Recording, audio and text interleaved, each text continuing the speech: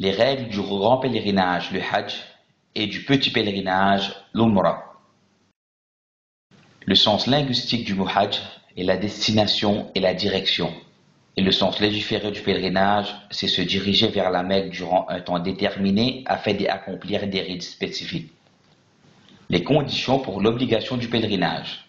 L'islam, en effet, il n'est pas obligatoire pour le mécréant et il n'est pas accepté de celui s'il l'accomplit. La raison, la capacité mentale. En effet, il n'est pas obligatoire pour une personne atteinte de folie ou présentant des troubles mentaux, comme l'a dit le prophète, paix et salutations d'Allah sur lui, la plume est levée pour 3 personnes, qui veut dire les anges n'écrivent pas leurs actions, celui qui dort jusqu'à ce qu'il se réveille, l'enfant jusqu'à ce qu'il soit pubère, et le fou jusqu'à ce qu'il retrouve la raison. Être pubère, en effet, n'est pas obligatoire pour l'enfant. S'il le fait tout en étant petit, il lui sera compté.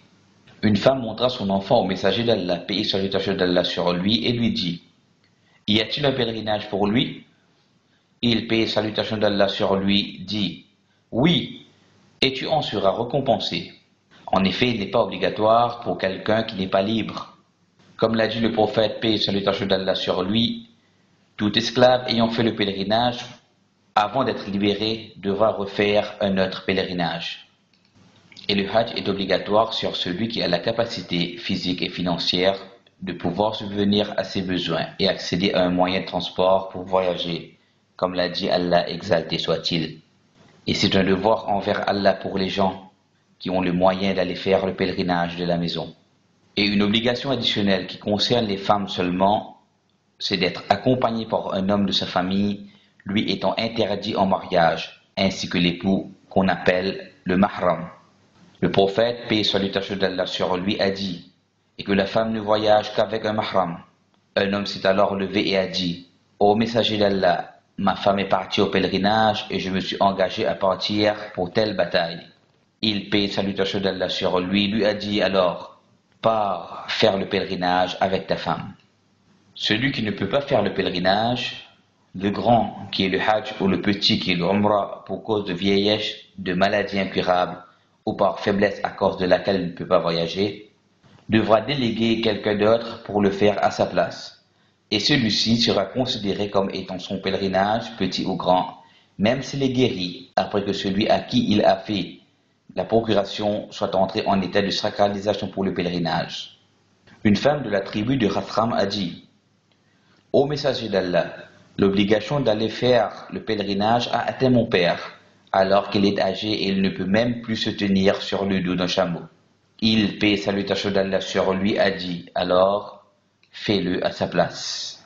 Celui qui doit faire le pèlerinage à la place de quelqu'un d'autre doit toutefois remplir un certain nombre de conditions. 1. Il doit remplir les conditions du Hajj précédemment citées. 2. Il doit avoir déjà effectué le Hajj pour lui-même. Sinon, son Hajj ne sera pas valable pour la personne qui l'a chargé de le faire pour elle, mais plutôt pour lui-même, et sera donc considéré comme étant son Hajj obligatoire à lui. La preuve de ceci se trouve dans ce qui a été rapporté de source sûre par Ibn Abbas, qu'Allah soit satisfait de lui, que le prophète, paix et salutations d'Allah sur lui, a entendu un homme dire: ô Allah, me voici au nom de Shubroma pour accomplir le pèlerinage. Il, paix et salutations d'Allah sur lui, a dit: qui est Shubroma? La personne répond: c'est un frère à moi, ou dans une autre version, un parent proche. Il, paix et salutations d'Allah sur lui, a dit: as-tu fait le pèlerinage pour toi? La personne répond: non.